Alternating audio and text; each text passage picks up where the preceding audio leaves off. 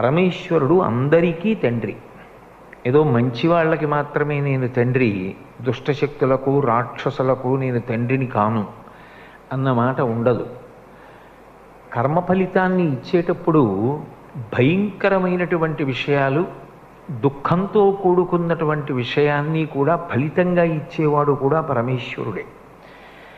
దుఃఖపడవలసినటువంటి విషయం జీవితంలో తటస్థించినప్పుడు భయం కలుగుతుంది. కాబట్టి ఇప్పుడు భయానికి కారకుడు ఎవరు అంటే భగవంతుడే. మళ్ళీ ఆ భయాన్ని తీయగలిగిన వాడు కూడా భగవంతుడే. అందుకే విష్ణు సహస్రనామ స్తోత్రంలో భయకృత్ భయనాశన, భయం ఎందుకు పెడతాడు? అది ఆయన లక్షణం కాదు. ఒక తండ్రి పిల్లల్ని ఎందుకు భయపెడతాడు ఇలా వేలు చూపించి? వాడు బాగుపడాలని. భగవంతుడు ఎందుకు ఇలా వేలు చూపించి భయపెడతాడు?